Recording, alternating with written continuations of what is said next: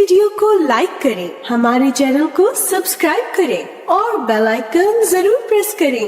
السلام علیکم ورحمۃ اللہ وبرکاتہ، نحمدہ ونصلی علی رسولہ الکریم، اما بعد فاعوذ باللہ من الشیطان الرجیم، بسم اللہ الرحمن الرحیم، رب اشرح لی صدری ویسر لی امری واحلل عقدۃ من لسانی یفقہوا قولی۔ آج ہم انشاءاللہ جادو سے بچنے کی اور جادو کے علاج کی دعاؤں کے بارے میں پڑھیں گے۔ الحمد للہ حمدا کثیرا طیبا مبارکا فیہ، الحمد للہ عدد ما فی السماء، الحمد للہ عدد ما فی الارض، الحمد للہ عدد ما بینہما، الحمد للہ ملء السماء، الحمد للہ ملء الارض۔ اللہ کے لیے بہت زیادہ اور بہت پاکیزہ حمد ہے، تعریف ہے، اور وہ بابرکت ہے۔ اللہ ہی کے لیے حمد ہے ان چیزوں کی تعداد کے برابر جو آسمانوں میں ہے، جس کا علم صرف اللہ ہی کو ہے۔ اللہ ہی کے لیے حمد ہے ان چیزوں کی تعداد کے برابر جو زمین میں ہے اور کوئی انسان نہیں جانتا۔ اللہ ہی کے لیے حمد ہے ان چیزوں کی تعداد کے برابر جو ان دونوں کے درمیان ہیں، کتنے ستارے، سیارے، گیلیکسیز، اور اس کے علاوہ جو ہم نہیں جانتے۔ اللہ ہی کے لیے حمد ہے جو کچھ آسمان میں ہے ان سب کو بھر کر، اور اللہ ہی کے لیے حمد ہے جو کچھ زمین میں ہے ان سب کو بھر کر، یعنی اللہ کی حمد ان سب چیزوں کو بھر دے جو زمین اور آسمان میں ہے۔ اللہ کی حمد، اللہ سبحانہ تعالیٰ کی تعریف زمین و آسمان کی ہر چیز کر رہی ہے، اس کی حمد کے ساتھ اس کی تسبیح بیان کر رہی ہے۔ خوش قسمت ہیں وہ لوگ جنہیں اس دنیا میں حمد اور اس کا شکر ادا کرنے کی توفیق مل جاتی ہے۔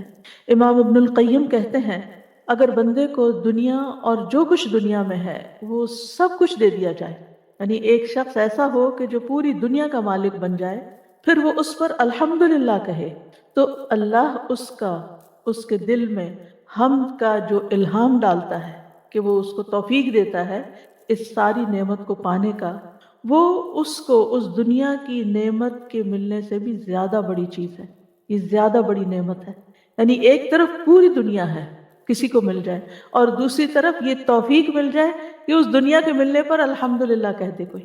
یہ اللہ تعالیٰ کو اتنا پسند ہے کہ ساری دنیا ایک طرف اور الحمدللہ کہنا ایک طرف، کیونکہ دنیا کی نعمتیں تو ختم ہو جائیں گی اور الحمدللہ کا ثواب باقی رہے گا۔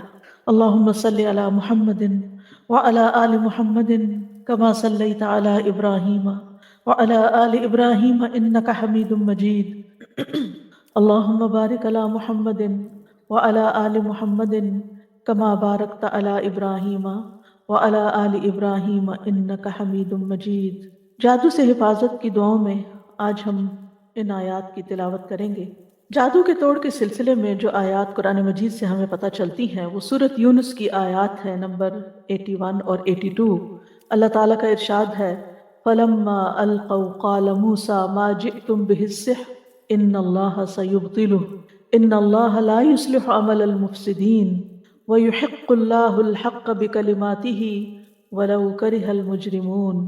پھر جب انہوں نے رسیاں ڈالیں تو موسیٰ نے کہا، جو تم لائے ہو وہ تو جادو ہے، بے شک اللہ عنقریب اسے باطل کر دے گا۔ بے شک اللہ فساد کرنے والوں کا کام نہیں سنوارتا، اور اللہ حق کو اپنے کلمات سے سچا ثابت کر دیتا ہے اگرچہ مجرم ناپسند کریں۔ ان آیات کا پس منظر کچھ یوں ہے کہ موسیٰ علیہ السلام نے جب فرعون کے سامنے دعوت حق پیش کی اور اس نے انکار کیا تو پھر کھلے میدان میں آ کر مقابلہ کرنے کی بات ہوئی۔ جب فرعون نے دیکھا کہ موسیٰ علیہ السلام اللہ تعالیٰ کی عبادت کرنے اور اس کی توحید کی دعوت دینے پر مصر ہیں اور باز نہیں آتے، تو سوچا کہ جادو کے ذریعے ان کا کام ختم کیا جائے، ان کو ہرا دیا جائے۔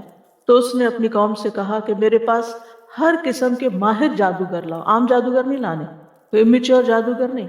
ایتونی بکل ساحر علیم، کہ جو اپنے فن کے ماہر ہوں، خوب جانتے ہوں۔ اب جادوگر فرعون کے پاس آ گئے تو موسیٰ علیہ السلام نے ان سے کہا کہ تمہارے پاس جو بھی لاٹھیاں اور رسیاں ہیں، جو جادو تم بنا کے لائے ہو اس کو زمین پہ پھینکو، دکھاؤ، اب اس کا مظاہرہ کرو۔ جب انہوں نے لاٹھیاں اور رسیاں پھینکی تو وہ لوگوں کو سانپوں کی طرح حرکت کرتی ہوئی نظر آئیں۔ اب آپ سوچیں، ایک نہیں ہزاروں سانپ اگر زمین پر بیک وقت دوڑتے ہوئے نظر آئیں تو انسان کے خوف کا کیا عالم ہوگا۔ اب جو لوگ وہ تماشا دیکھ رہے تھے وہ سب بھی ڈر گئے اور متاثر بھی ہو گئے۔ اس وقت موسیٰ علیہ السلام بھی اپنے دل میں ڈر گئے، لیکن اللہ کے حکم سے جب انہوں نے اس کے مقابلے میں اپنا عصا پھینکا تو اس نے یکا یک ان ساری رسیوں اور لاٹھیوں کو نگل لیا اور ختم کر دیا۔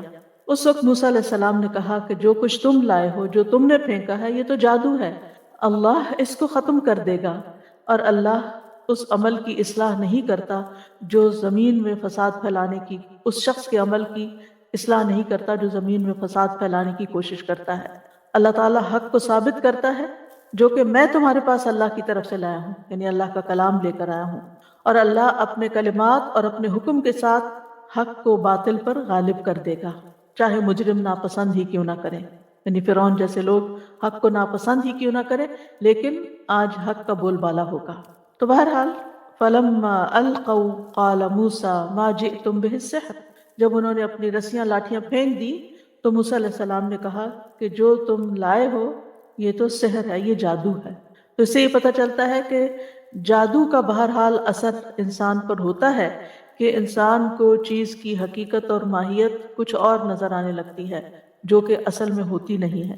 اسی طرح جادو کے وقت جو کلمات یا کوئی منتر ایسے پڑھے جاتے ہیں اس کا اثر بھی انسانی جسم پر ہوتا ہے، اور یہ بیماری کی ایک قسم ہوتی ہے، لیکن اس کے مقابلے کے لیے اللہ کا کلام کافی ہے، اور اس کا توڑ بھی اللہ کے کلام کے ساتھ ہی کرنا چاہیے۔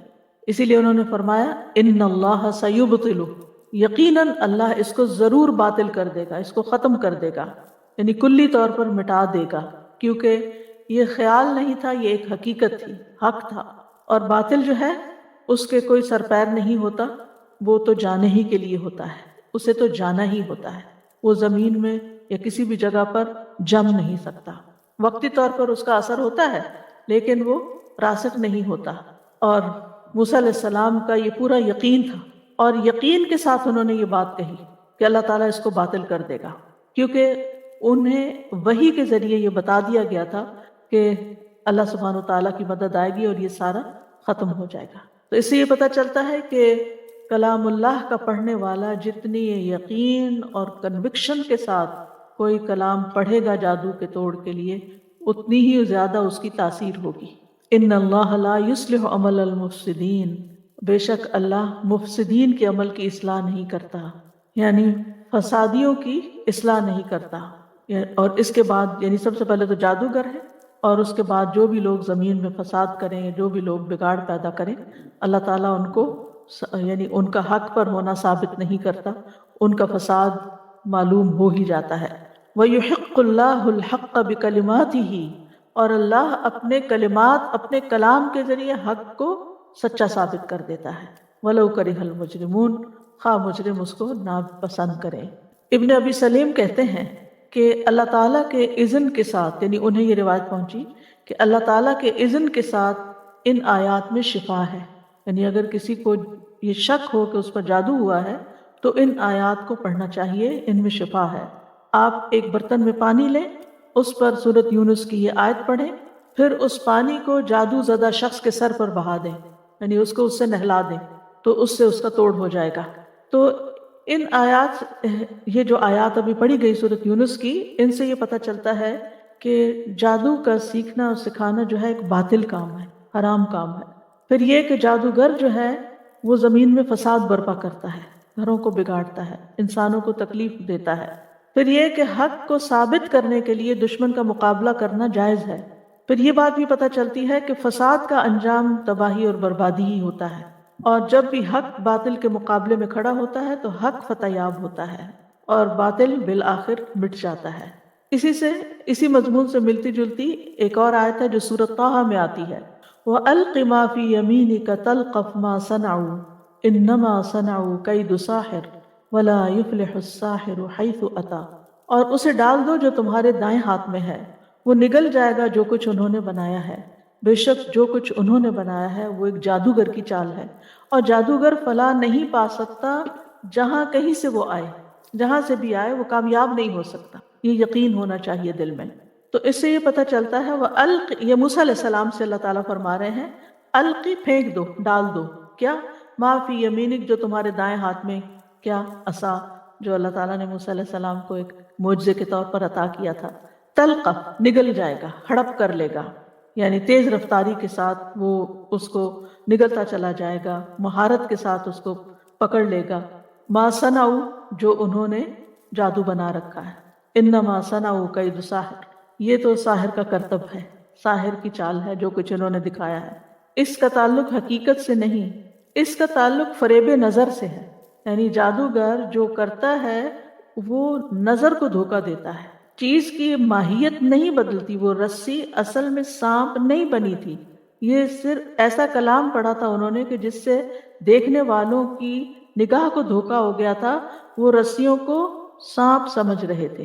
انما صنعوا کید ساحر ولا یفلح الساحر حیث اتی، اور یہ عمومی بات کی گئی کہ ساحر کہیں سے بھی آئے کامیاب نہیں ہو سکتا، اس کے مقابلے میں اللہ کا کلام جو ہے وہ حق ہے جو اس ساحر کی چال کو ختم کرنے کے لیے کافی ہے۔ لیکن بات یہ ہے کہ کلام تو قرآن مجید سارے کا سارا ہی شفا ہے، وَنُنَزِّلُ مِنَ الْقُرْآنِ مَا هُوَ شِفَاءٌ وَرَحْمَةٌ، ہم قرآن میں وہ چیز اتارتے ہیں جو شفا اور رحمت ہے۔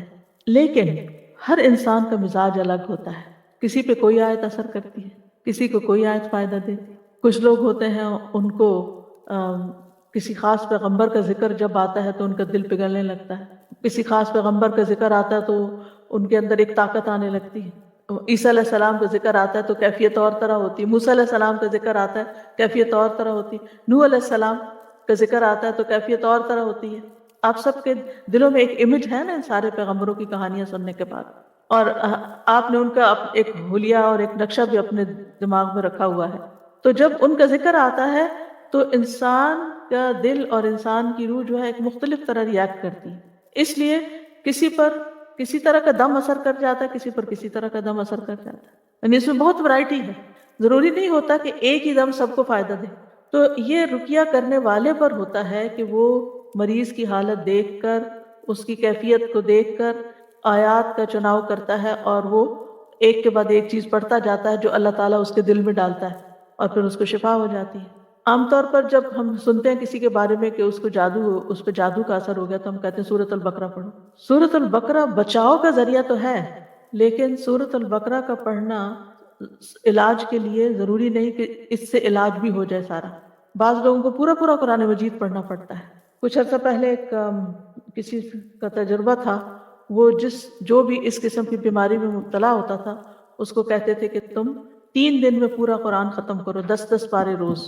اور اگر کوئی شخص بیمار ہوتا تو اس کے بعد اس کو قے شروع ہو جاتی، اس کے اندر سے ایسی چیزیں برآمد ہونے لگتی کہ جس سے اس کو پھر اس کے بعد شفا ہو جاتی۔ تو بعض لوگوں کو پورا قرآن پڑھنے کی ضرورت ہوتی ہے اور بار بار قرآن سننے کی ضرورت ہوتی ہے، اور آپ نے دیکھا ہوگا کہ بہت سے لوگ سورۃ الرحمن سے شفا پا جاتے ہیں۔ اس کا ایکسپیرینس تو بہت لوگوں نے کیا ہے، کیونکہ اس میں رحمان کی رحمت کا ذکر ہے، رحمان کی نعمتوں اور عنایتوں کا ذکر ہے کہ رحمان نے کیا کچھ بنایا ہمارے لیے، اور ہم ان نعمتوں کو جھٹلا نہیں سکتے۔ تو جادو میں بھی کلمات ہوتے ہیں اور اس کے مقابلے میں علاج میں بھی قرآن کے جو کلمات ہوتے ہیں وہ انسان کو فائدہ دیتے ہیں۔ بہرحال میں تھوڑا سا مختصراً جادو کی حقیقت پر بھی بات کروں گی۔ جادو ایک نفسیاتی اثر ہوتا ہے، انسان کے جسم پر انسان کی سوچ بہت اثر انداز ہوتی ہے۔ اگر آپ ہر وقت کوئی منفی بات سوچتے رہیں، پریشانی کی بات سوچتے رہیں، تو آپ کے چہرے پر پریشانی کے اثرات نظر آنے لگتے ہیں۔ اگر آپ دل سے خوش ہوں تو آپ کے چہرے پر ایک خوشی نظر آنے لگتی ہے۔ اگر آپ کو کوئی غم لاحق ہے تو وہ بھی آپ کے اوپر نظر آتا ہے۔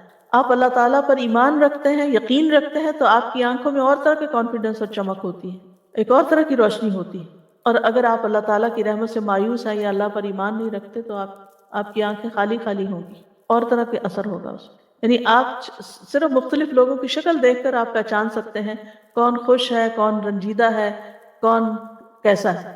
کیوں؟ اس لیے کہ وہ ان کے خیالات کا عکس ہوتا ہے، یعنی ہمارا چہرہ جو ہوتا ہے وہ ہمارے خیالات کا آئینہ ہوتا ہے، جو ہمارے دل پر گزر رہی ہوتی ہے وہ ہمارے چہرے پر بھی آ رہا ہوتا ہے۔ تو جادو میں بھی ایسی ہی چیزوں سے مدد لی جاتی ہے کہ جو انسان کے نفس سے گزر کر اس کے جسم کو متاثر کر دیتی ہیں۔ یعنی نفس تو متاثر ہوتا ہی ہے لیکن جسم پر بھی اس کا اثر پڑتا ہے۔ بعض اوقات رونگٹے کھڑے ہو جاتے ہیں، بعض اوقات جسم میں کپ کپی طاری ہو جاتی ہے، بعض اوقات کوئی بخار کی کیفیت ہو جاتی ہے، بعض اوقات انسان کے جسم میں درد شروع ہو جاتی ہے۔ یعنی مختلف لوگوں پر اس کا مختلف طرح سے اثر ہوتا ہے۔ جیسے آپ دیکھیں یہ کووڈ ہی ہے، کیا کووڈ جن جن لوگوں کو وہ سب کے سمٹمز ایک جیسے تھے؟ نہیں، ہر ایک کا ایک الگ کہانی ہے. کسی کا کوئی، کیوں؟ اس لیے کہ کسی کا جسم کا کوئی حصہ کمزور ہے، کسی کا کوئی. تو عموماً یہ ہوتا ہے کہ جب ہمارے جسم کا کوئی حصہ متاثر ہوتا ہے، ویک ہونے لگتا ہے ایکسرسائز نہ ہونے کی وجہ سے یا کسی بھی، تو بعض اوقات جو وائرس ہوتا ہے یا کوئی بیکٹیریا ہوتا ہے یا ٹاکسن جو ہوتے ہیں یا ایسے کلام جو ہوتے ہیں، وہ اس خاص حصے کو جا کے اٹیک کر دیتے ہیں. وہ کیونکہ وہ حصہ قبول کر رہا ہوتا ہے بیماری کو، اور باقی ریپیل کر رہے ہوتے ہیں، فائٹ کر رہے ہوتے ہیں، ویک ہوتے ہیں. امیونٹی لو ہوتی ہے تو پھر کیا ہوتا ہے؟ سردی، گرمی، ٹھنڈک، لوگوں کی چھوٹی چھوٹی باتیں، ہر چیز آپ کے اوپر اثر انداز ہو رہی ہوتی، آپ سینسیٹیو ہو جاتے ہیں. اور اگر آپ کی امیونٹی یعنی کہ اسپرچل امیونٹی اور فزیکل امیونٹی اگر آپ کی اسٹرانگ ہو تو آس پاس کچھ بھی ہوتا رہے آپ کو اس کی پرواہ نہیں ہوتی. کچھ لوگ ہوتے ہیں ان کو بڑی سے بڑی بات کہہ دیں ان کو کوئی اثر نہیں ہوتا، اور کچھ لوگ ہوتے ہیں ان کو کچھ نہ کریں صرف ٹیڑھی آنکھ سے دیکھ ہی لیں تو وہ رونے بیٹھ جاتے ہیں. بہرحال جادو جو ہے یہ جسم اور دل دونوں پر اثر کرتا ہے. ابن قدامہ کہتے ہیں یہ کچھ عزائم یعنی کلمات دم جھاڑ کے الفاظ اور گرہیں ہوتی ہیں جو دلوں اور جسموں پر اثر انداز ہوتی ہیں، تو ان کی وجہ سے جادو زدہ شخص بیمار ہو جاتا ہے اور کبھی ہلاک بھی ہو جاتا ہے، یعنی کبھی اس کی شدت ہو تو مر بھی سکتا ہے. اس کی وجہ سے مرد اور اس کی بیوی کے درمیان جدائی بھی ڈال دی جاتی ہے، اور شوہر اور بیوی میں سے کسی ایک کو فریق ثانی سے جنسی تعلق سے بھی کاٹ دیتا ہے. یعنی کئی طرح کے اثرات ہوتے ہیں لوگوں پر. امام ابن تیمیہ کہتے ہیں شیطان خود اپنی ذات میں خبیث ہے، تو جب عزائم یعنی منتر پڑھنے والا اور روحانی جادو کی کتابیں پڑھنے والا، اس طرح کی دوسری چیزیں پڑھنے والا ایسی چیزوں کے ساتھ شیاطین کا تقرب حاصل کرتا ہے جس کو شیاطین اور کفر اور شرک میں سے پسند کرتے ہیں، تو ان کے لیے یہ چیزیں رشوت کے قائم مقام ہو جاتی ہیں، اور پھر وہ شیطان اس انسان کے اغراض و مقاصد کو پورا کر دیتے ہیں. جیسے انسان کسی کو مال دیتا ہے تاکہ وہ اس کی خاطر کسی کو قتل کر دے، جیسے کئی لوگ کرائے کے وہ قاتل ہوتے ہیں نا، تو یا یہ کہ کسی کو پیسے دیتا ہے کہ کسی لڑکے یا لڑکی کو اغوا کرنا ہے غلط کاموں میں. تو اسی وجہ سے اسی طرح لوگ جنات کو بھی کوئی ایسے گناہ کر کے خوش کرتے ہیں کہ جس کی وجہ سے وہ انسان کی مدد کرتے ہیں اس غلط کام میں، جادو وغیرہ کرنے میں. اور مثلا ناپاک چیزوں کے ساتھ قرآن لکھتے ہیں، کبھی کلام اللہ کے حروف کو الٹا لکھتے ہیں، اور کبھی خون یا نجاست کے ساتھ یا اس طرح کی چیزوں کے ساتھ عمل کر رہے ہوتے ہیں. اللہ سبحانہ تعالیٰ کے بارے میں یا دین کے بارے میں یا قرآن کے بارے میں غلط باتیں بولتے ہیں تاکہ شیطان خوش ہو جائے. اصل مقصد کیا ہوتا ہے کہ شیطان کو خوش کرنا، اور جب شیطان خوش ہو جائے تو پھر وہ اس شخص کا جو کلمات ہوتے ہیں، یہ جادو ہوتا ہے، وہ کرنے کے لیے اس کے مددگار بن جاتے ہیں. وہ اس انسان کے جسم کے اندر گھس کر اس کو نقصان دیتے ہیں، کیونکہ شیطان، یہ تو ہمیں حدیث سے پتہ چلتا ہے نا، شیطان انسان کے جسم میں خون کی طرح دوڑتا ہے. یعنی اس کو یہ آزادی ہے کہ اگر ہم نے اذکار نہیں کیے ہوئے، ہم قلعے میں نہیں ہیں، ہم نے پروٹیکشن نہیں اپنی کی ہوئی، تو وہ ہمارے جسم میں بھی گھس سکتے ہیں اور پھر کوئی پین کریٹ کر سکتے ہیں، کوئی تکلیف کریٹ کر سکتے ہیں، اور کئی بیماریاں اس کا نتیجہ ہو سکتی ہیں. حضرت عائشہ، پھر آپ دیکھیے کہ جادو کا اثر ان لوگوں پر بھی ہو جاتا ہے جو اذکار نہیں کرتے، اور ان پر بھی ہو سکتا ہے جو اذکار کرتے ہیں. یعنی بعض اوقات نیک سے نیک آدمی پر بھی جادو کا اثر ہو سکتا ہے، لیکن اللہ کے فضل سے وہ دور بھی ہو جاتا ہے. نبی صلی اللہ علیہ وسلم پر جادو کا اثر ہو گیا تھا. صحیح بخاری کی روایت ہے، حضرت عائشہ کہتی ہیں کہ رسول اللہ صلی اللہ علیہ وسلم پر جادو کر دیا گیا تھا. اس کا آپ پر یہ اثر ہوا تھا کہ آپ کو خیال ہوتا کہ آپ اپنی بیویوں کے پاس گئے ہیں، حالانکہ آپ نہیں گئے ہوتے تھے. سفیان ثوری کہتے ہیں جب اس کا یہ اثر ہوا تو یہ جادو کی سب سے سخت قسم ہے. یعنی اس کے بھی لیولز ہیں، کوئی معمولی درجے کا جادو ہوتا ہے اور کوئی بہت شدید جادو ہوتا ہے. تو جو نبی صلی اللہ علیہ وسلم پر کیا گیا تو وہ بہت شدید قسم کا تھا. اس کے توڑ کے لیے آپ نے کیا کیا تھا؟ اللہ سے مدد مانگی تھی، اللہ کی طرف رجوع کیا تھا، اللہ سے دعائیں کی تھی. بعض روایت میں آتا ہے 3 مہینے یا بعد میں 6، یعنی کہ کچھ عرصہ تک آپ اس کے اثر میں رہتے، اور اس دوران پھر آپ اللہ سے پوچھتے رہے کہ مجھے کیا ہوا ہے، میری مدد کیجیے. ہمیں اگر کوئی پتہ چلے کہ ہمیں کوئی ایسی تکلیف ہے کہ جو نہ کسی ٹیسٹ میں پتہ چل رہی ہے، نہ کچھ، کوئی ایسی انہونی بیماری ہے کہ جس کی کوئی سمجھ نہیں آ رہی، ہم کیا کرتے ہیں پھر اس کے بعد؟ جادوگروں کے پیچھے چل پڑتے ہیں، کاہنوں کے پیچھے چل پڑتے ہیں. ہم دعا نہیں کرتے، ہم اللہ سے مدد نہیں مانگتے. اسی لیے میں نے یہاں پاز کیا کہ یہ بات ہم اپنے اندر راسخ کر لیں کہ جب کوئی مصیبت آتی ہے تو سب سے پہلا کرنے کا کام یہ ہے کہ انسان اللہ کی طرف رغبت کرے. پیغمبر سارے یہی کرتے تھے. نبی صلی اللہ علیہ وسلم کے بارے میں بھی آتا ہے کہ وہ جب ان کو کوئی مشکل آتی تھی تو وہ نماز کی طرف دوڑتے تھے. تو اس لیے بہت ضروری ہے کہ ہم خوب اللہ سے دعائیں کریں اور پوچھیں کہ یا رب تو مجھ پہ واضح کر دے مجھ میں ہوا کیا ہے. حدیث کے الفاظ سنیے. پھر آپ نے فرمایا اے عائشہ تمہیں معلوم ہے اللہ سے جو بات میں نے پوچھی تھی کہ مجھے کیا ہے اللہ نے اس کا جواب دے دیا ہے. ان پر تو وہی آتی تھی. ہمیں کوئی خواب آ سکتا ہے, ہمیں کوئی قرآن کی کسی آیت سے جواب مل سکتا ہے, ہمیں کسی انسان کی کسی بات سے جواب مل سکتا ہے. فرمایا میرے پاس 2 آدمی آئے, ایک میرے سر کے پاس بیٹھ گیا اور دوسرا میرے پاؤں کے پاس. فرشتے ہوں گے. میرے سر کے پاس بیٹھنے والے نے دوسرے سے کہا ان صاحب کا کیا حال ہے؟ دوسرے نے جواب دیا ان پہ جادو کر دیا گیا ہے. اس نے پوچھا کہ کس نے ان پہ جادو کیا ہے؟ جواب دیا لبید بن عاصم نے جو یہودیوں کے حلیف بنی زریق میں سے ایک منافق شخص ہے. اس نے پوچھا ان پر کس چیز میں جادو کیا گیا ہے؟ جواب دیا کہ کنگھی اور اس سے جھڑنے والے بالوں میں. اس نے پھر پوچھا جادو کہاں ہے؟ اس نے جواب دیا نر کھجور کے خوشے میں جو زربان کے کنویں کے اندر رکھے ہوئے پتھر کے نیچے دفن ہے. اب وہاں کو انسان تو لے کے نہیں پہنچا ہوگا, جنات کے ذریعے رکھوایا گیا ہوگا. پھر نبی صلی اللہ علیہ وسلم اس کنویں پر تشریف لے گئے اور جادو اندر سے نکالا. پھر آپ نے فرمایا یہی وہ کنواں ہے جو مجھے خواب میں دکھایا گیا تھا, اور اس کا پانی مہندی کے نچوڑ جیسا سرخ تھا. یعنی زنگالا تھا نا, زنگ لگ چکا تھا, پرانا کنواں تھا, کوئی ادھر جاتا ہی نہیں تھا. تو انہوں نے ایسی جگہ ڈھونڈی کہ کسی کو خیال بھی نہ آئے. اور اس کے کھجور کے درخت شیطانوں کے سروں جیسے تھے جو اس کے آس پاس اگے ہوئے تھے. پھر وہ جادو کنویں میں سے نکالا گیا. حضرت عائشہ کہتی ہیں میں نے کہا آپ نے اس جادو کا توڑ کیوں نہیں کرایا؟ آپ نے فرمایا اللہ نے مجھے شفا دی, اب میں لوگوں میں سے کسی پر شر کو نہیں پھیلانا چاہتا.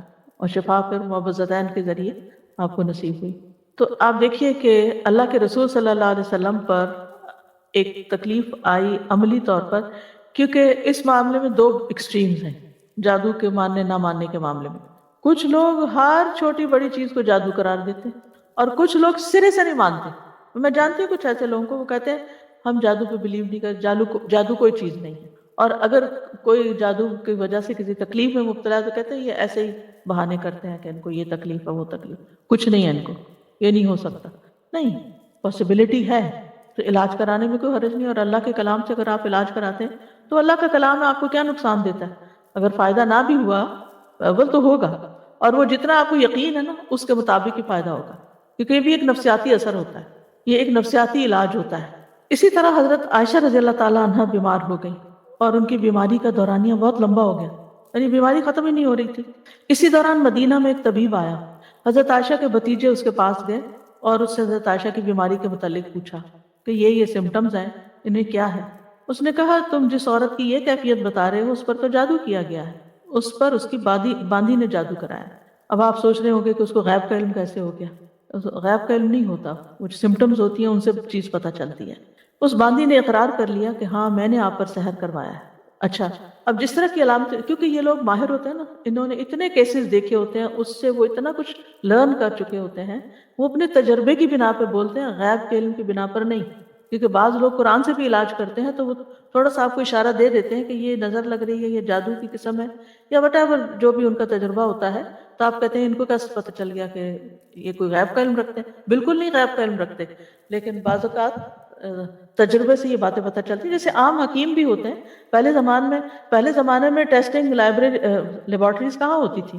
کوئی بلڈ ٹیسٹ ہوتے تھے لوگوں کے یا کچھ بھی نہیں, وہ کہاں سے پتہ چلتا تھا؟ وہ کہتے تھے اس میں خون کی کمی ہے, یعنی ریڈ سیلز کم ہے, اس کو صفرا ہے, اس کو فلاں ہے, اس کو فلاں ہے, اس کو اعصابی کمزوری, اس کو وہ آنکھوں کو دیکھ کر, آنکھوں کا رنگ دیکھ کر, چہرے کی حالت دیکھ کر, نبض دیکھ کر, سمٹمز پوچھ کر.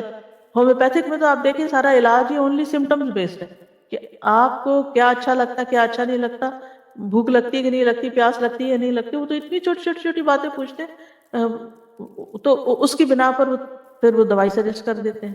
تو وہ دوا جو ہوتی ہے وہ ٹیسٹڈ ہوتی ہے کہ اگر جیسے کسی کو کھلائے گی تو اس کے اندر کیا چیزیں پیدا ہوئی, تو پھر اسی سے اس کا توڑ بھی کرتے ہیں.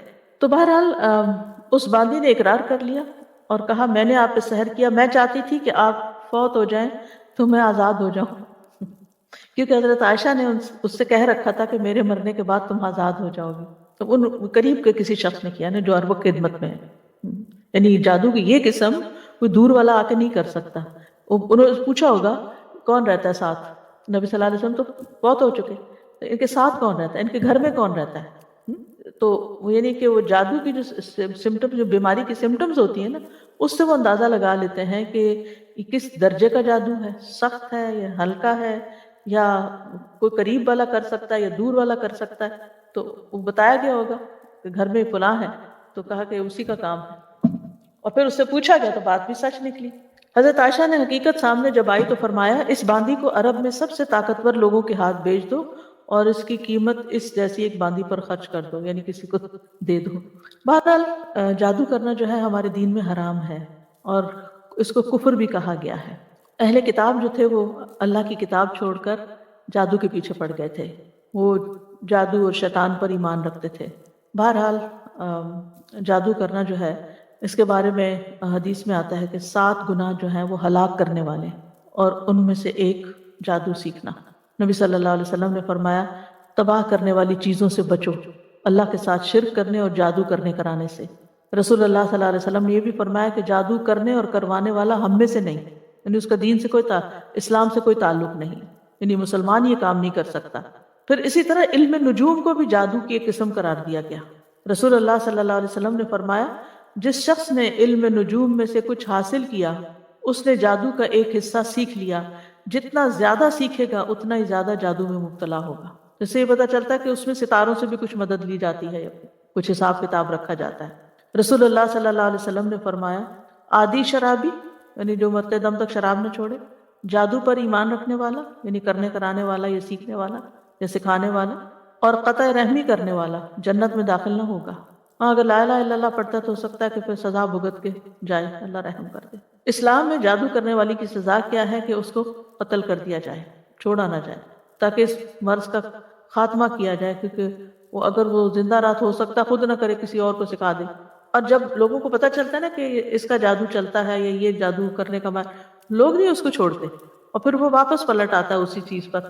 وجالہ کہتے ہیں کہ ہمارے پاس حضرت عمر کا خط ان کی وفات سے 1 سال پہلے آیا، اس میں لکھا تھا ہر جادوگر کو قتل کر دو، حضرت عمر نے حکم دیا تھا۔ تو ہم نے ایک دن میں 3 جادوگر مار ڈالے۔ جادو کرنے کی مختلف وجوہات ہوتی ہیں، عموماً دشمنی، حسد، رنجش یا کسی سے انتقام لینے کے لیے جادو کیا کرایا جاتا ہے۔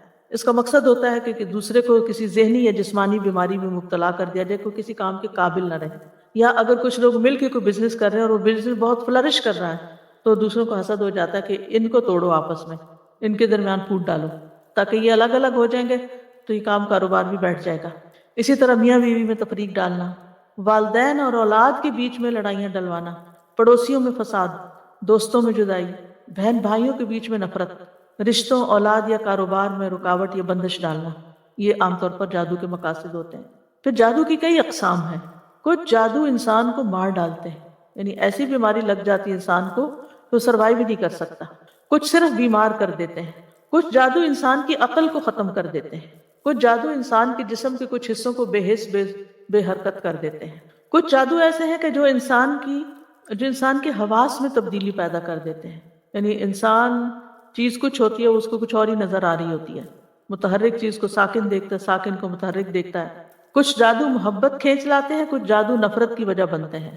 تو بہرحال یہ سارے جو جادو کی اقسام ہیں ان میں سے ان کے نام بھی ہیں، جیسے سحر تفریق، سحر محبت، سحر تخیل، سحر جنون، سحر خمول جس میں صرف کاہلی سستی ہوتی ہے، سحر حواتف جس میں متاثر شخص چیختا پکارتا ہے، چیخیں مارتا ہے، سحر امراض مختلف بیماریاں جیسے مرگی وغیرہ ہوتی ہے، سحر استحاضہ یعنی خواتین کو پیریڈز ختم ہی نہیں ہوتے۔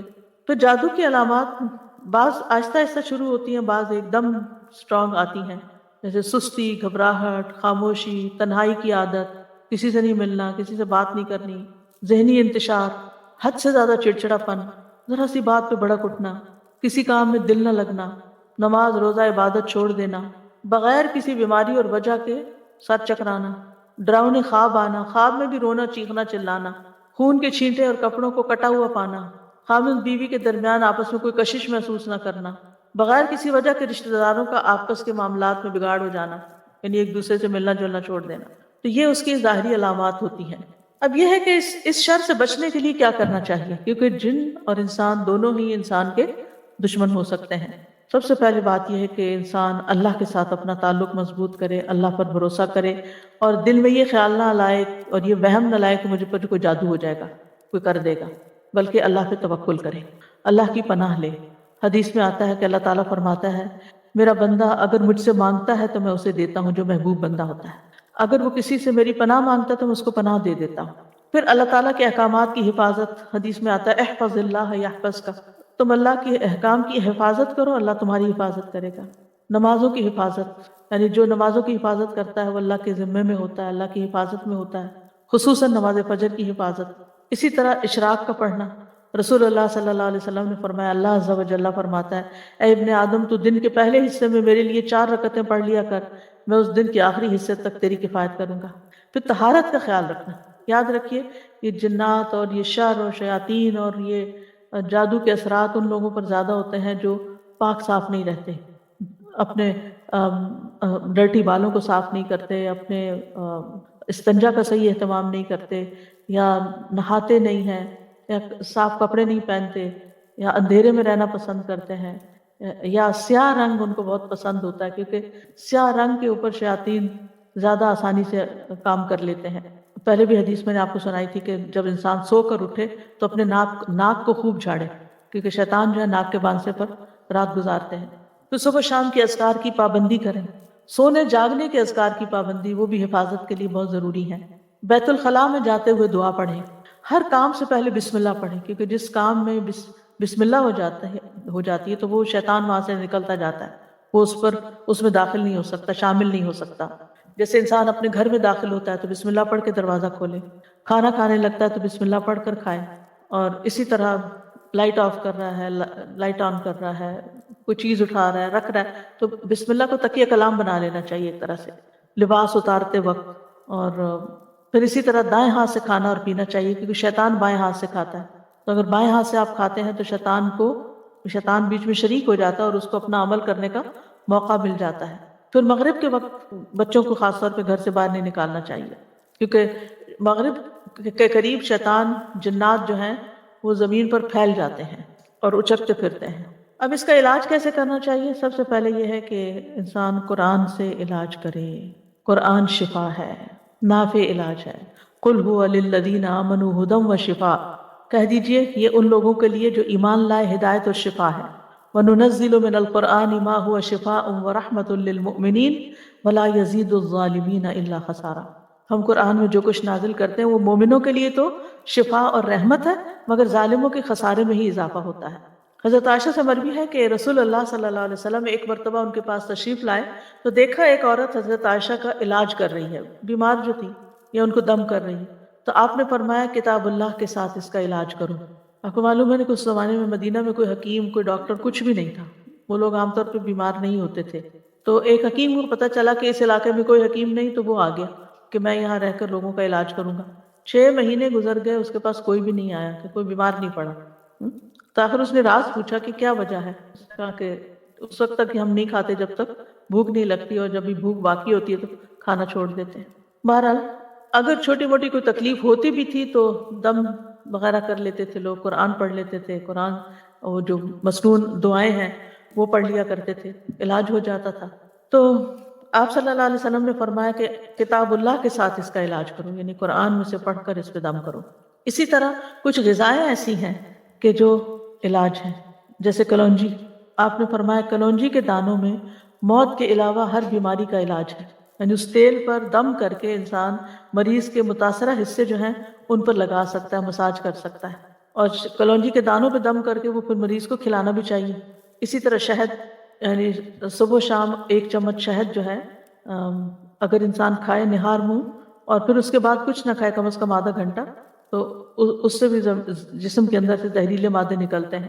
قرآن میں آتا ہے یخرج من بطونها شراب مختلف الوانہ فیہ شفاء للناس، یہ اللہ تعالیٰ کا حکم ہے کہ شہد میں شفا ہے، ہاں خالص ہونا چاہیے۔ آپ صلی اللہ علیہ وسلم نے فرمایا شفا 3 چیزوں میں، پچنا لگوانے میں، شہد پینے میں، اور آگ سے داغنے میں، اور میں اپنی امت کو آگ سے داغنے سے منع کرتا ہوں۔ اب شہد چاہے را پی لیں یا اس کو پانی میں ملا کے پی لیں، اس پہ بھی آپ دم کر کے رکھ سکتے ہیں اور اس کو بھی استعمال کر سکتے ہیں۔ آپ صلی اللہ علیہ وسلم نے فرمایا شفا تو صرف دو چیزوں میں ہے، شہد لوگوں کے لیے شفا ہے اور قرآن دلوں کی شفا ہے۔ پھر آب زمزم جس مقصد کے لیے اس کو پیا جائے تو اس سے شفا ہوتی ہے۔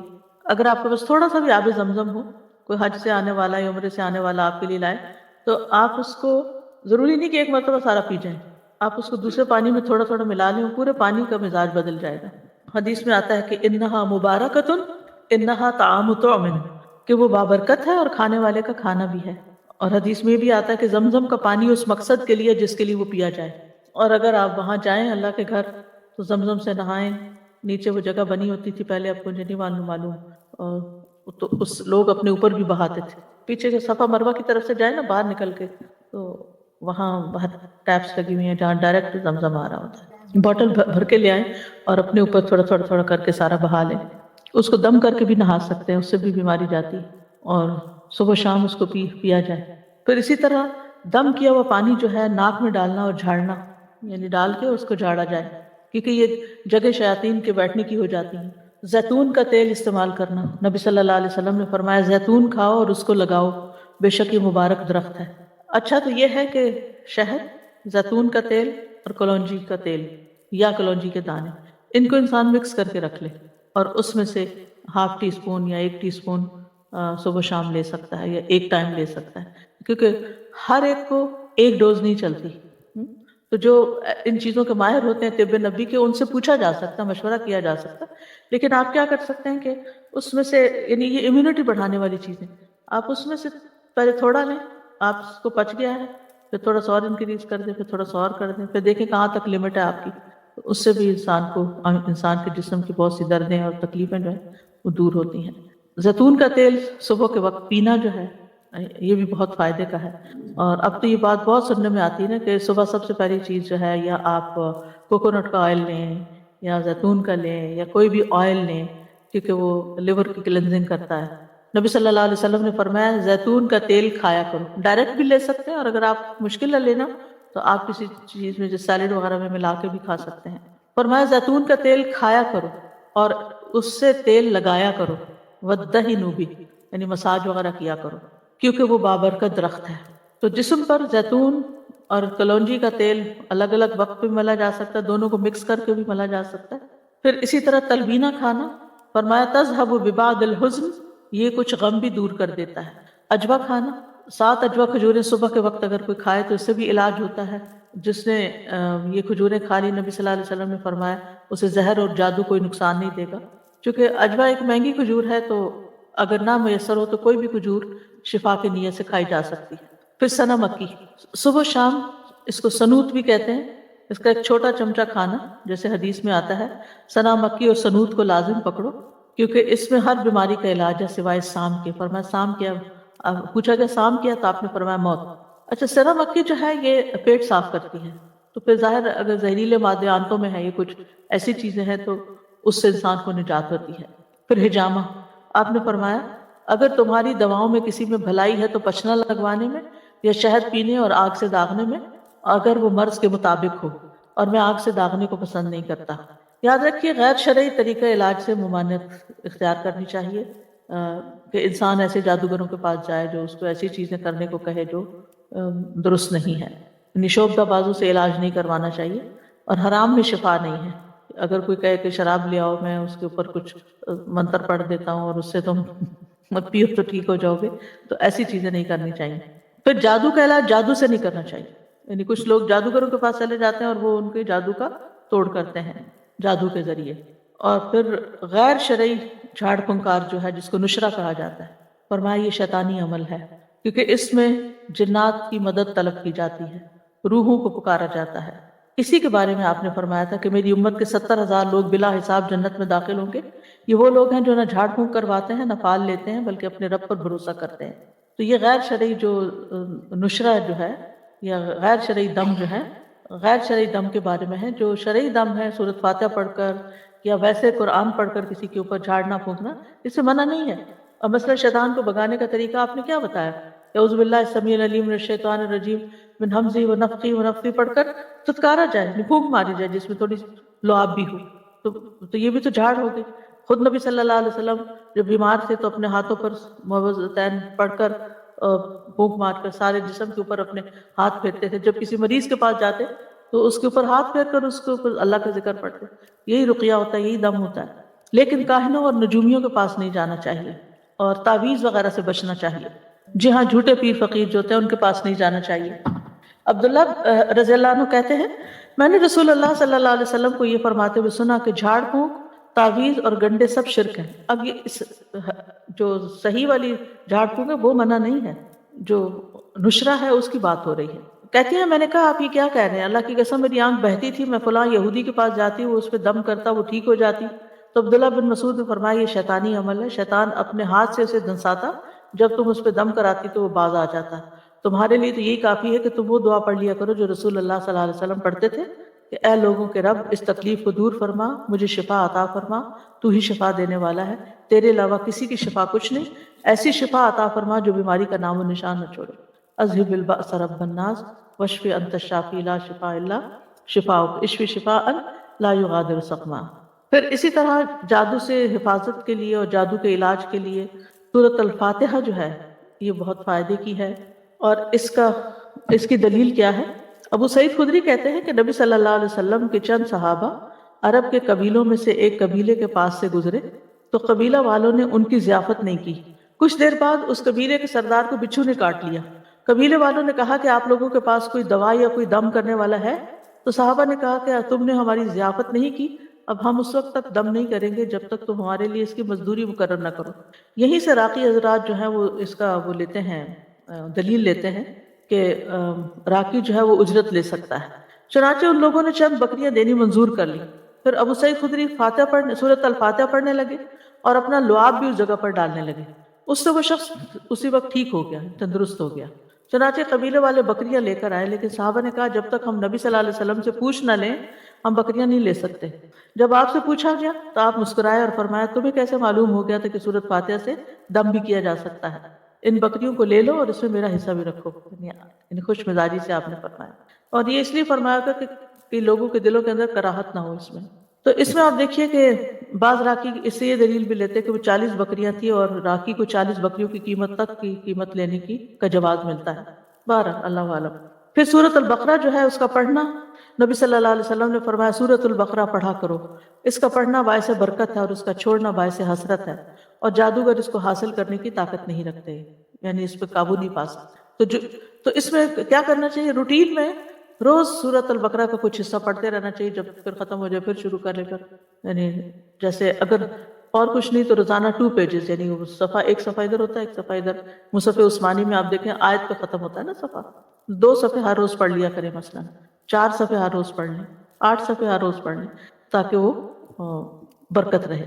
لگانا اور بات ہوتا ہے اور خود پڑھنا اور بات ہوتی ہے, کیونکہ پھر اس میں تو صرف ہمارے کان سن رہے ہوتے ہیں, لیکن جب ہم خود پڑھتے ہیں تو ہمارا دل دماغ سب کچھ پھر حاضر ہوتا ہے اس میں. لیکن سورۃ البقرہ کی کچھ آیات جادو کے توڑ کے لیے بڑی مؤثر ہیں. اس میں الف لام میم سے لے کر المفلحون تک, اس کے بعد واتبعوا ما تتلو الشیاطین علی ملک سلیمان آیت نمبر 102 سورۃ البقرہ کی, پھر آیت نمبر 163 اور 164 وَإِلَٰهُكُمْ إِلَٰهٌ وَاحِدٌ لَا إِلَٰهَ إِلَّا هُوَ الرَّحْمَٰنُ الرَّحِيمُ, پھر آیت الکرسی, پھر آمن الرسول. تو آپ دیکھیں زیادہ تر رکیہ تو یہی آ گیا. رسول اللہ صلی اللہ علیہ وسلم نے فرمایا اللہ تعالیٰ نے زمین و آسمان کی تخلیق سے 2000 سال قبل کتاب لکھی تھی, اس میں سے 2 آیتیں نازل کر کے ان سے سورۃ البقرہ کا اختتام کیا گیا. لہٰذا جس گھر میں 3 راتوں تک سورۃ بقرہ کی آخری 2 آیتیں پڑھی جائیں گی شیطان اس کے قریب نہیں آئے گا, یعنی پھر وہ جادو وغیرہ کا اثر نہیں ہوگا انشاءاللہ. دیگر قرآنی آیات میں جیسے سورۃ آل عمران کی آیت نمبر 18 اور 19 شاہد اللہ انہ لا الہ الا ہو, اس میں بھی توحید کی بات ہے. پھر سورۃ الاعراف آیت 54 سے 56 تک ان ربکم اللہ الذی خلق السماوات والارض فی 6 ایام, اور آیت 56 ہے ولا تفسدوا فی الارض بعد اصلاحها. پھر سورۃ الاعراف کی آیت نمبر 117 سے لے کر 122 تک وَأَوْحَيْنَا إِلَىٰ مُوسَىٰ أَنْ أَلْقِ عَصَاكَ فَإِذَا هِيَ تَلْقَفُ مَا يَأْفِكُونَ, جو آج لیکچر کے شروع میں آیات آپ نے سنی 117 سے 122 تک. پھر سورۃ یونس آیت 81 سے 82 فَلَمَّا أَلْقَوْا قَالَ مُوسَىٰ مَا جِئْتُمْ بِهِ السِّحْرُ إِنَّ اللَّهَ سَيُبْطِلُهُ. ان اللہ لا یصلح عمل المفسدین ویحق اللہ الحق بکلماتہ ولو کرہ المجرمون۔ پھر سورۃ طٰہٰ کی آیت وَأَلْقِ مَا فِي يَمِينِكَ تَلْقَفْ مَا صَنَعُوا إِنَّمَا صَنَعُوا كَيْدُ سَاحِرٍ وَلَا يُفْلِحُ السَّاحِرُ حَيْثُ أَتَىٰ۔ پھر سورۃ المؤمنون کی آیت ہے أَفَحَسِبْتُمْ أَنَّمَا خَلَقْنَاكُمْ عَبَثًا وَأَنَّكُمْ إِلَيْنَا لَا تُرْجَعُونَ فَتَعَالَى اللَّهُ الْمَلِكُ الْحَقُّ لَا إِلَٰهَ إِلَّا هُوَ رَبُّ الْعَرْشِ الْكَرِيمِ۔ یہ آگے بھی ہے انت خیر الراحمین تک۔ نمبر ہے المؤمنون کی آیت نمبر 115 سے لے کر 118 تک، 115 سے 118، یہ سورۃ المؤمنون۔ اور سورۃ طٰہٰ کی آیت نمبر ہے 69 اور یونس کی ہے 81 اور 82۔ پھر سورۃ صافات پہلی 10 آیتیں، پھر سورۃ الاحقاف 29 سے 33 تک، پھر سورۃ الرحمن 33 سے 36 تک، پھر سورۃ الحشر 21 سے 24 تک، یعنی آخری آیتیں جو ہے نا لو انزلنا ھذا القرآن علی جبل۔ پھر اس کے بعد سورۃ التغابن آیت 14 سے 16 تک، پھر ہے سورۃ الجن آیت نمبر 1 سے 9 تک، پھر معوذات قل هو اللہ احد، قل اعوذ برب الفلق، قل اعوذ برب الناس، پھر کچھ مسنون دعائیں بھی ہیں۔ اعوذ بکلمات اللہ التامات التی لا یجاوزہن بر ولا فاجر من شر ما خلق وذرأ وبرأ ومن شر ما ينزل من السماء ومن شر ما يعرج فيها ومن شر ما ذرأ في الأرض ومن شر ما يخرج منها ومن شر فتن الليل والنهار ومن شر كل طارق إلا طارق يطرق بخير يا رحمن۔ میں اللہ کے کامل کلمات کے ساتھ پناہ پکڑتا ہوں جن سے آگے نہ تو کوئی نیک اور نہ ہی کوئی برا شخص بڑھ سکتا ہے، ہر اس چیز کے شر سے جس کو اس نے بنایا، پیدا کیا اور پھیلایا، ہر اس چیز کے شر سے جو آسمان سے اترتی ہے اور اس چیز کے شر سے جو اس میں چڑھتی ہے، اور اس چیز کے شر سے جسے اس نے زمین میں پیدا کیا، اور اس چیز کے شر سے جو اس سے نکلتا ہے، اور رات اور دن کے فتنوں کے شر سے، اور رات کو آنے والے کے شر سے، سوائے اس کے جو خیر کے ساتھ آئے، اے رحم فرمانے والے۔ یہ جو ہے جبریل علیہ السلام کی سکھائی ہوئی دعا ہے۔ ابو تیاح کہتے ہیں کہ ایک آدمی نے عبد الرحمن بن خنبش سے پوچھا کہ رسول اللہ صلی اللہ علیہ وسلم نے اس وقت کیا کیا جب ان کے پاس شیاطین آئے؟ انہوں نے کہا شیاطین مختلف وادیوں گھاٹیوں سے اتر کر آپ کے پاس آئے، اور ان میں سے ایک شیطان کے ساتھ آگ کا شعلہ تھا جس کا ارادہ یہ تھا کہ وہ رسول اللہ صلی اللہ علیہ وسلم کو جلا دے، یعنی اتنے ڈھیر آ گئے، لیکن وہ مروب ہو گیا، خود ہی پیچھے ہٹنے لگا۔ اتنی دیر میں جبریل آپ کے پاس آئے اور کہنے لگے آپ محمد کہیے۔ آپ نے پوچھا کیا کہوں؟ انہوں نے کہا آپ کہیے یہ دعا، یہ پڑھیے، یعنی اگر ڈھیروں شیطان بھی آپ کے پیچھے لگ جائیں تو اس دعا سے بھاگ جائیں گے انشاءاللہ۔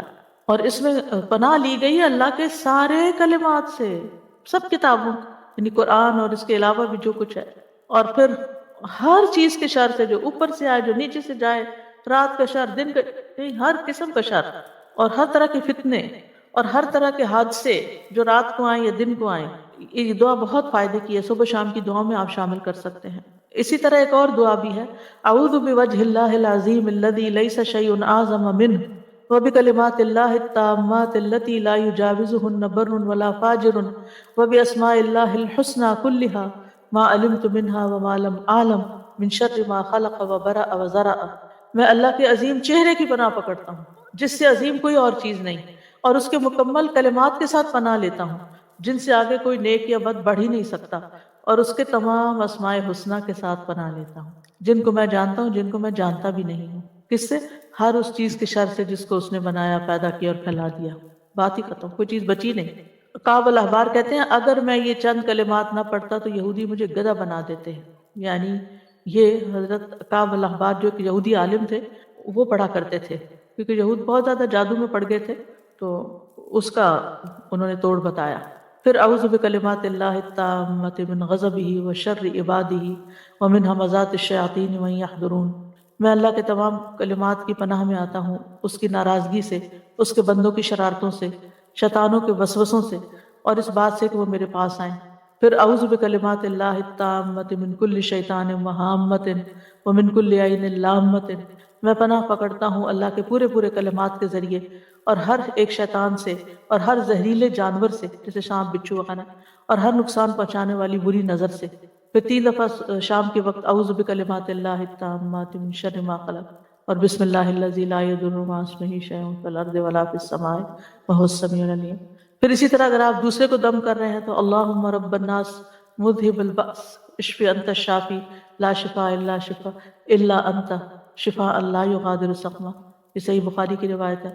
پھر اذهب البأس رب الناس انت الطبیب وانت الشافی، اے اللہ جو لوگوں کا رب ہے تکلیف دور کر دے، تو ہی طبیب، تو ہی شفا دینے والا ہے۔ امسح البأس رب الناس بیدک الشفا لا کاشف له الا انت، اے لوگوں کے رب اس تکلیف کو دور کر دے، شفا تیرے ہاتھ میں، تیرے علاوہ کہیں اور سے شفا نہیں مل سکتی۔ پورا یقین و توکل اور بھروسہ اللہ پہ۔ بسم اللہ ارقیک من کل شیء یؤذیک من شر کل نفس او عین حاسد اللہ یشفیک، بسم اللہ ارقیک، میں اللہ کا نام لے کر آپ پر دم کرتا ہوں ہر اس چیز سے جو آپ کو تکلیف پہنچائے، ہر نفس کے شر سے اور نظر بد سے، اللہ آپ کو شفا عطا فرمائے۔ میں اللہ کا نام لے کر آپ پہ دم کرتا ہوں۔ بسم اللہ یبریک ومن کل داء یشفیک ومن شر حاسد اذا حسد وشر کل ذی عین، اللہ کے نام کے ساتھ وہ آپ کو صحت دے اور ہر بیماری سے شفا دے، اور حاسد کے شر سے جب وہ حسد کرے، اور ہر بری نظر والے کے شر سے محفوظ رکھے۔ اور اسأل اللہ العظیم رب العرش العظیم ان یشفیک 7 دفعہ پھر پڑھیں۔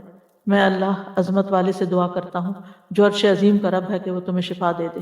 تو یہ ہے علاج، آپ خود بھی کریں، اگر نہیں کام چلتا تو پھر کسی ماہر راقی سے بھی کروا سکتے ہیں علاج، لیکن توڑ اللہ کے کلام میں ہی ہے جو کہ جائز بھی ہے اور فائدہ مند بھی ہے، کیونکہ غلط طریقوں سے جادو کا توڑ جادو سے کرانا جو ہے یہ منع ہے، اور بعض اوقات وہ جنات کو اس طرح مدد کے لیے پکارتے ہیں کہ جس میں شرک کا پہلو بھی آ جاتا ہے۔ وآخر دعوانا ان الحمد للہ رب العالمین، سبحانک اللہم وبحمدک، اشہد ان لا الہ الا انت، استغفرک واتوب الیک۔